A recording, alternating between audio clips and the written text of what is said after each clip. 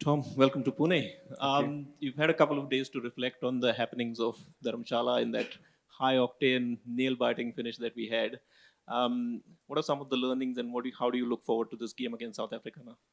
Yeah, as you said, reflecting on what was an amazing game of cricket. Obviously disappointing to come out on the wrong side of it, but I think if you look at the game as a whole, we did a lot of good things really well. We're obviously put under pressure, or a lot of pressure at the start, the way Australia came out to bat, but I think the way we were able to pull ourselves back into the game, we obviously understood pretty quickly that it was a pretty decent surface, and it was going to be a high pass score. They probably got a little bit more than what we wanted towards the back end, but I think we obviously put ourselves in a position towards the end of the game to win the game, which is, I guess, what you want in these World Cup games, is to put yourself in a position where you can win. And when you're chasing something like 400, you kind of need everything to go well. And from a batting point of view, I thought we did a fantastic job. We were one shot away from being on the other side, so a lot of positives. We obviously reflected from a bowling point of view as well, and hopefully we can I guess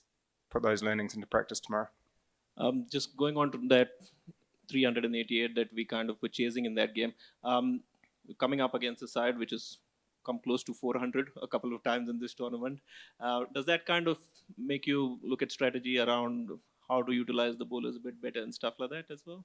Yeah, I think it's just recognising situations as best you can, trying to be proactive as much as we can as well from a bowling point of view, and I guess a field placement point of view as well. And like every team, we do our scouting, trying to find, I guess, weaknesses, from a batting point of view from South Africa. But as you said, they're a team that's running pretty hot at the moment. They've got some guys in form, from a batting point of view. So again, it's going to be another great challenge, and we come to a different venue, and we've got to adapt as quick as we can to this ground here in Pune. Last one from me. Jimmy Neesham's given you a good headache to have, in the sense that he comes into the side and plays quite a vital role in that game. What happens with selection and stuff like that if Chapman's fine for selection as well? Yeah, I think from a selection point of view, we've obviously just arrived here. We've got a few guys to get through a few fitness tests, and I guess once we train, we'll have a clearer idea of what the 11 looks like. So fingers crossed all those guys can get through a bit of work today at training and be ready to go tomorrow. Hey Tom, all the best for the game tomorrow. I just wanted to touch upon Glenn Phillips, the bowler. He's taken some huge wickets in the tournament so far. So how does the team sees his role as a bowler, and how he goes about developing his skills? Yeah, he's been fantastic for us. He's obviously had sort of limited opportunity with the ball comparative to the other two guys, but he's an all-rounder for us that obviously has a lot of power with the bat, but also can bowl some handy overs, and it's nice having the option with the ball spinning the other way. And I think when he's bowled, he's obviously taken his opportunity really well. I think you look back to the Australia game a couple of games ago, where we were under a lot of pressure, and for him to bowl 10 overs from one end and get 3 for 30 odd, I think it was obviously a fantastic effort on a wicket that wasn't necessarily offering a lot. So I guess it just shows he's a really hard worker. He's someone that's hasn't been bowling off spin for long. He's a keeper from growing up. So I guess that just shows that the work that he's put in from to get a few rewards throughout this tournament's been great, and I'm sure he'll be looking forward to hopefully get an opportunity again at some point with the ball, and hopefully he can, I guess, keep showing us the skills that he's got. Hi Tom, can you give us any updates on Lockie Ferguson's Achilles, and also is there any update on Kane?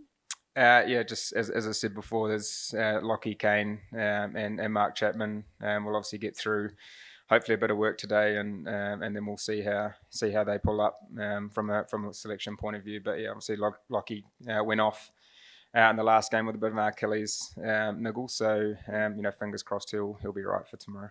And then I don't know what you gained from our intro, but it was about the Rugby World Cup and just kind of the sentiment around South Africa, and obviously they're taking a lot of inspiration from that. I know you guys didn't win it, but what can you get from the All Blacks, if anything, to kind of motivate yourselves?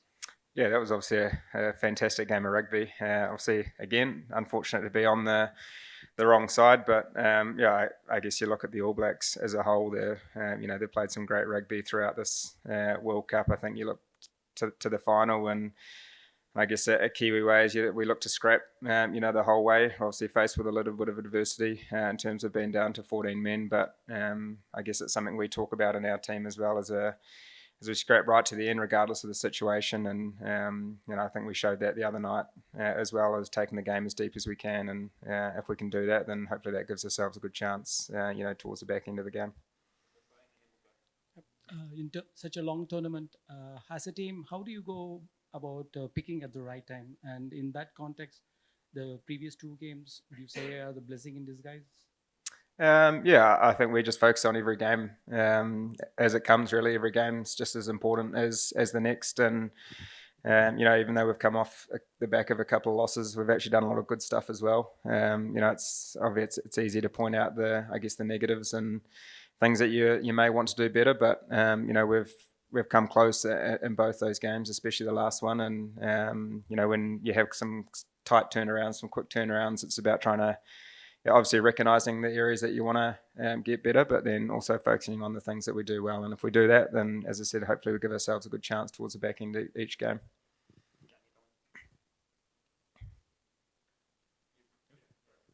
Tom, I don't know. The situation in South Africa is that not too many people have noticed the Cricket World Cup because of the Rugby World Cup. And I just wonder, is something similar true in New Zealand? You guys have been able to kind of sail under the radar until now? Look, there's obviously 2, pretty special sporting events going on at the moment. Obviously, one's just finished, but we certainly feel the support that we have back home. It might be slightly different to other countries around the world, but we certainly feel the support. Back home, obviously a few people here as well, which is nice. We certainly understand. The country's right in behind us, and hopefully we can, I guess, make them proud as much as we can. Tom, South Africa's blueprint is fairly obvious for all to see. I mean, they're basically playing T20 cricket with 30 overs to get there. So early wickets is obviously the key, perhaps, to disturbing that blueprint. And obviously Lockie would be important. But are you thinking that your strike bowlers up front, early wickets might be the key tomorrow?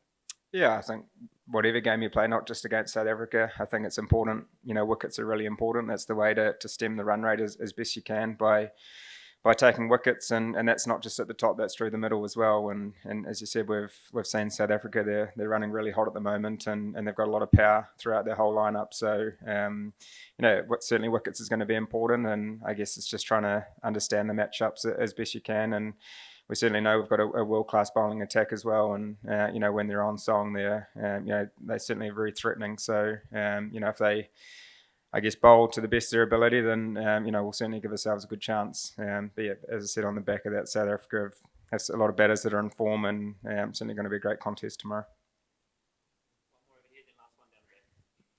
Just to sort of follow up to what you were asked the previous question, South Africa's chasing against Pakistan.